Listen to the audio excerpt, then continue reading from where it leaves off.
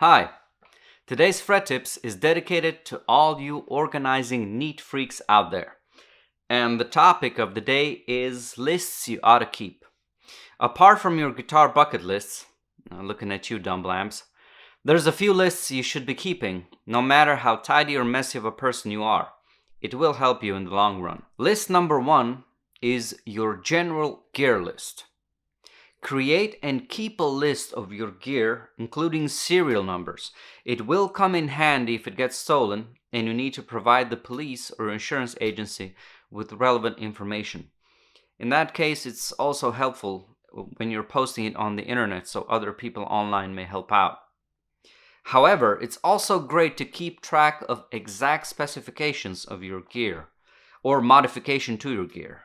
That will help out your guitar, pedal, and amp techs when diagnosing problems or setting up your gear properly. To give you an example, with guitars, I try to list the following: make and model, year, and serial number. That's the general info.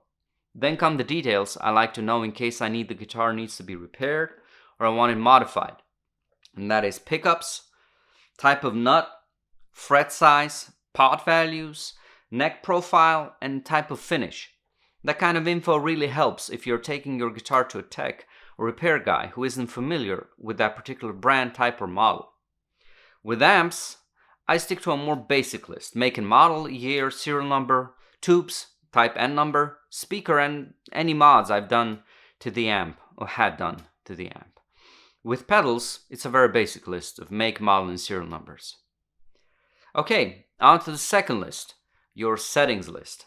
If you have lots of pedals and amps, it's great to find a few of your favorite settings and write them down, because once you get through a few hundred songs with different settings, maybe accumulate a number of pedals and amps, you'll be glad you were writing down settings along the way.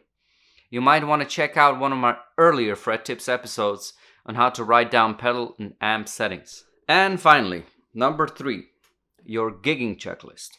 This final list is more of a simple memo. It's a quick written rundown of all the things you're taking with you on your gig. That's guitar, amp, pedal board, backpack, cables, stands, set lists, mics, etc.